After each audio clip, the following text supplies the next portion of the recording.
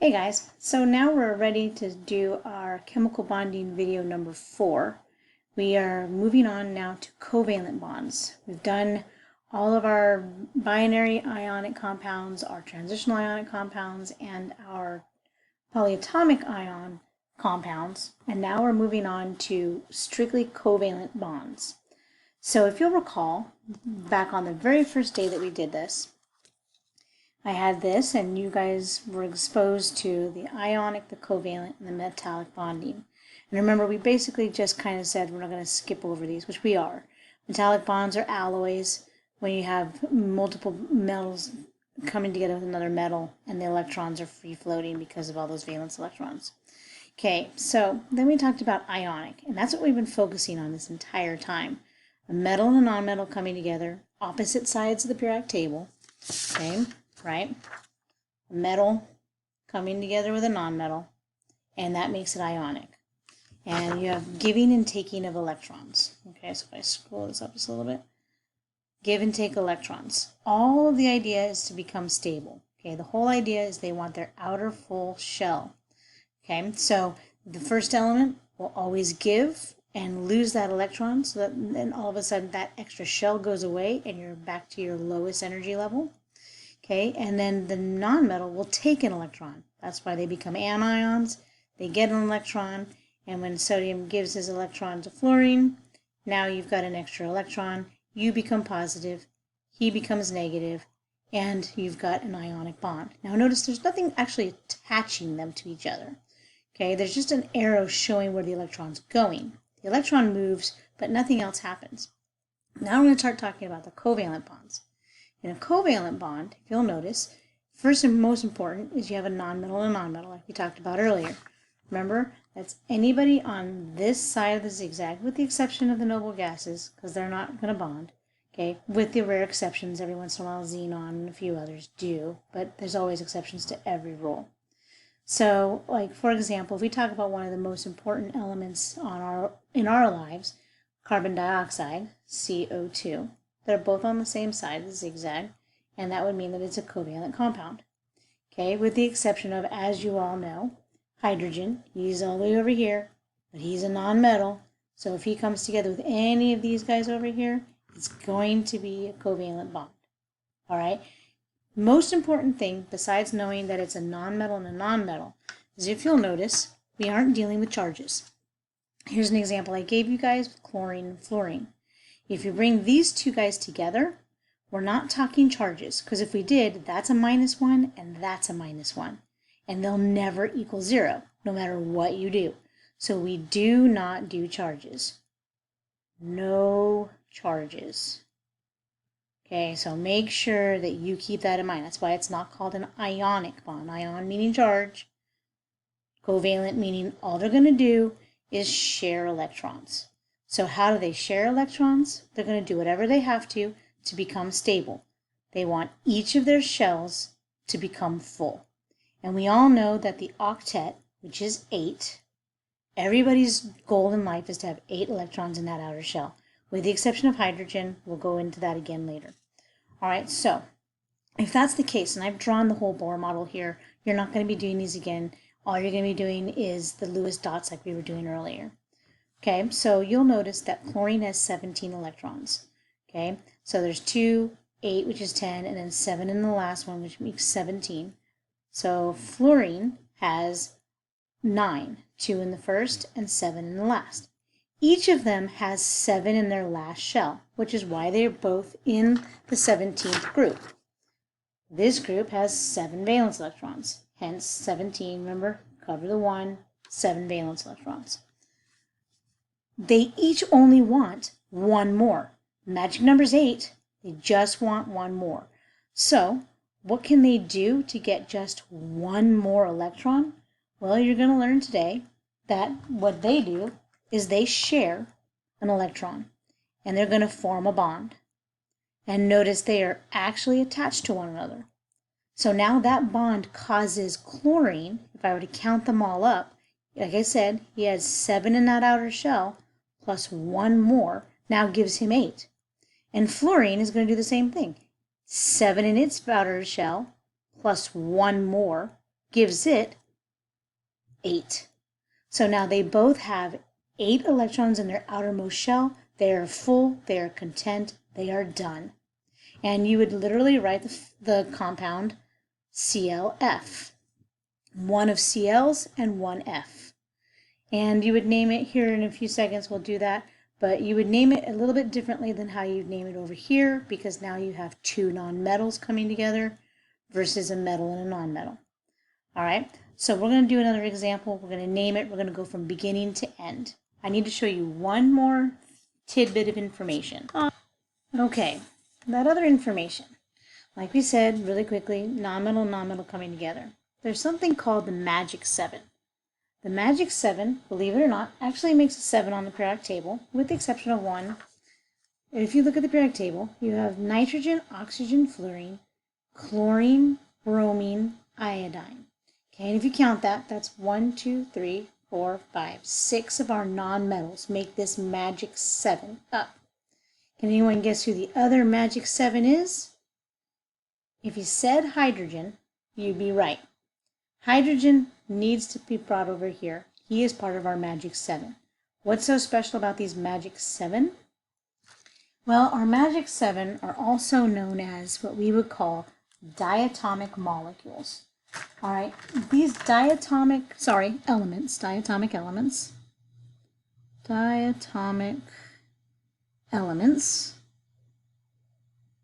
are super important. Notice di meaning 2. Of our magic 7, like I said, there was hydrogen, and then nitrogen, oxygen, fluorine, chlorine, bromine, iodine. Okay, all of these guys occur diatomically. Now, what does this mean? This means that in existence, they do not occur unless there are 2 of them when they are by themselves. Okay, so you're saying 2 of them by themselves, that makes no sense. You're right. For example, if I talk to you guys about water, okay, you all know that the formula for water is H2O. But if I talk to you guys about hydrogen gas and oxygen gas, notice H2 plus O2. That's oxygen gas. Sorry, that's oxygen gas. That's hydrogen gas. And this is water. I have 2 H's and only 1 O. O is not a diatomic molecule because it's with another element. This just happens to be 2 because you have to have 2 hydrogens for every 1 oxygen. We'll get into that in a second. Okay, so these diatomic elements are extremely important. When I was younger, I learned them as Brinkelhoff. Sounds like a scientist, and that's why they would always tell us Brinkelhoff. B-R-I-N-C-L-H-O and F. And Brinkelhoff is all of our 2 diatomic atoms. Okay, so Br2, I2, N2, Cl2, and so forth. All right, same letters, just rewritten in a different way, helps me memorize them better. Brinkelhoff. So notice carbon's not in this list. Okay, if I had carbon, doesn't matter what I did to it, by itself or with oxygen or something like that. If it's by itself, it just stays C. You don't get a little 2 next to it. That will never happen. Carbon is not a diatomic element or a molecule, so it does not have to have a little 2 next to it. We're going to get into this later on when we get into writing our equations. So just keep this in mind. Okay, so let's head over now to doing our metals, our non-metal bonding. Okay, so first things first. So now that I've mentioned diatomic elements, I'm going to use an example of fluorine gas. Okay, so if I were to make a chemical bond of fluorine gas, F2, which is also known as fluorine gas. Okay, what's going to happen is this. I'm going to draw one F. And I'm going to draw my other F. And we all know that if we look at the periodic table, fluorine is indeed a nonmetal. So because of that, they're going to bond to each other, but they're going to share electrons. So again, we said that it's in group 17, which means it can only have 7 valence electrons. It only needs one more. So fluorine, 1, 2, 3, 4, 5. I'm going to do this ugly. I know how to do it right, but I'm just going to do it ugly for right now. There's fluorine with 7 dots. This fluorine has 1, 2, 3, 4, 5, 6, 7 as well. The whole idea is now that they need to share to make 8 for each of them. And we saw in the first example that I did for you guys, all you do is draw a line to show that they're going to share electrons. Fluorine needs one more. This fluorine needs one more. So all they're going to do is bond to make one more. Now notice these are all paired up electrons. Pairs, pairs, pairs. 2, 4, 6, 7. 2, 4, 6, 7. These little electrons that are all by themselves are the electrons that want to bond. They like to bond in pairs only because one goes up, one goes down. You guys all know that. Okay, so I just want you guys to understand I'm going to make this electron bond. So this is going to look really ugly. Just go with it. So believe it or not, these two will bond. Okay, now like I said, I drew it ugly. I knew it shouldn't have been that way. Normally when you want to do it, you want to do it so that your electrons that are going to be the bonding electrons are on the inside. So it just looks prettier and more and easier for you to understand. All right, so if I do this, there's my 7 dots again, 7 dots again. And now if you look, my 2 bonding electrons, my 2 lone electrons are in together, and all of a sudden now they bond. What you'll notice is that every time you make a bond, which is this as well, this is also a bond, okay? Bond equals 2 electrons. So every time you make a bond equals 2 electrons. All right, and now what you would do, and I'm not going to make you do this, but I'm just going to show you how this really is in reality. If I were to keep all my electrons together for my fluorine of the first one, okay, all of those guys, if you count it up, there's 7, right? 1, 2, 3, 4, 5, 6, 7, 8 electrons. And if I do the same thing for the blue fluorine, 1, 2, 3, 4, 5, 6, 7, 8 electrons. So in the end, no one would ever write it like this. No one would ever say that that's your bond. Instead, what they would do in reality is they would write one F bonded to the other F. Okay, and I'm just trying to keep them color-coded so you know which F is which, because later on it's going to get a little confusing. Now, a lot of people will just say F to F. Some people will also make you still do all of the electrons that aren't bonding, just to verify that you still have all of them. In the beginning, it's not a bad idea to do that. All right, so, and like we said, it should be F2. My formula is F2. I have 2 Fs. So, formula being F2 fluorine gas. And that's how you name it. All right, only because it's the same element twice. It is one of our diatomic elements. Now let's say we do another nonmetal and a nonmetal. We'll keep one of them the same. We'll keep our fluorine the same, except this time let's bond fluorine plus sulfur. And actually I'm going to write sulfur first, because normally you write your less electronegative element first. So in this case, we're going to put sulfur plus fluorine. All right, and I'm going to just keep them separate colors just so you guys can see the difference between the two, but clearly an S and an F is not hard to tell which one is which. All right, so if we do sulfur, well, let's fill our fluorine out first. We know that fluorine has 7 dots. 1, 2, 3, 4, 5, 6, and 7. All right, we also know that sulfur is in the 16th group. If it's in the 16th group, it must have 6 valence electrons. So he's going to have 6 dots. 1, 2, 3, 4, 5, 6. All right. So now I'm going to bring these down here so that we can make them make a little bit more sense. Notice that sulfur has 2 electrons that want to bond. So these 2 electrons we're probably going to want to put towards the center because they're going to bond to our fluorine. Okay, or you can keep it like this if you know a little something that I know, which is this. Every time an element wants or needs the number of electrons it needs is going to tell you the number of bonds it's going to make. Fluorine needs 1 electron, it's going to make 1 bond. Sulfur needs 2 electrons, so he's going to make 2 bonds. It's just always that way. All right, so with that being said, I'm going to write sulfur here.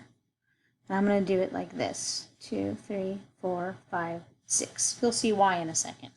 And again, trial and error. It's not a big deal if you don't write it right the first time. It can still look like this. It's just uglier, but that's okay. Okay, and I'm going to put my F like that with the extra electron. So now we know that this fluorine wants 1 more electron. All it needs is 1 more electron to be happy. So we know that fluorine wants to make 1 bond with sulfur. So it's going to do it. I'm going to bond those 2 electrons. Now if we look at this, this fluorine has 1, 2, 3, 4, 5, 6, 7, 8. Done. Happy, content, fluorine is good. It's just like before with the ionic compounds, except this time they're sharing and not giving and taking. But now look at sulfur. Sulfur has 1, 2, 3, 4, 5, 6, 7 electrons. It's still short 1 electron, and like we said, it wants to make 2 bonds because it needs 2 electrons. So, generally speaking, what would happen is you would then do exactly what we did with our ionic compounds. If sulfur combines to F, well then sulfur's probably going to combine to another F. So if we do that, I'm going to draw another F here. 1, 2, 3, 4, 5, 6. Notice I'm putting my bonding electron in the middle. And now, if this fluorine just wants 1 more, this sulfur wants to give 1 more, wants to share 1 more as well, then these 2 bonds now give sulfur his 8 electrons. Because now this F, 1, 2, 3, 4, 5, 6, 7, 8, this F, 1, 2, 3, 4, 5, 6, 7, 8, and my S, 1, 2, 3, 4, 5, 6, 7, 8. Like we said, every bond is 2 electrons. 2, 4, 6, 8. Now, if you want to do the ugliness, which is showing that everybody is sharing equally, here's S with 2, 4, 6, 8, and each F with 2, 4, 6, 8, 2, 4, 6, 8. So there's your bond. Now, what you'll learn later, and if we have time, is there are shapes that are associated with these elements when they do this. And when they bond, they make things like a bent molecule, which is what this is in fact. However, for right now, and all intents and purposes for just learning, I'm just going to say that when you write this out in the end, it really would just look like we had it before, which was the F bonded to your S, bonded to your another F, okay, to your S, and bonded to another F. That is basically your structural formula. And if you added all the dots that aren't bonding, just so that somebody can see them, because someone might make you do it, it would look like that, structural formula. Okay, and now we would write our formula. So what's our real true formula on this one? You would always write the element that's less electronegative first. So in order, the way that they give it in the order of the elements in your problem. So you should write S for 1s and then 2 Fs. S, F2. Now, because we have 2 different elements, we now use the naming rules. And the naming rules are a little different than what you learned before. I'm going to tell it to you, and then I'm going to stop, and we're going to give a little bit of a breather. All right? So in covalent bonding, we use prefixes like di, tri, mono, tetra, and things like that. So for right now, we would use this and give the answer of, this is sulfur. Always name the first element completely, just like we did before with ionics. And we change the ending to IDE for F. So this would be like saying sulfur fluoride, right? Just like you guys did before with ionics. There's just one different thing that we have to add. Because we're not doing charges anymore, charges always indicated how many you would have of each, because you could just crisscross the charges and then everything is done. In this case, with covalent bonds, charges aren't being used because that's a negative and that's a negative. We don't use charges. So we have to say how many of each element we have. If it's an element in the second position, you have to give a prefix. The element in the first position, if there's only one of it, you leave it alone and you just say sulfur. I'll explain more later, I promise. So for this purpose, this little 2, it's called a prefix, so it goes before it, just like pre-K, before kindergarten, okay, or the preface of a book, before you actually start reading the book. This is di for 2, so sulfur difluoride. That means I have one S and I have 2 Fs. So SF2. Okay, take a breather.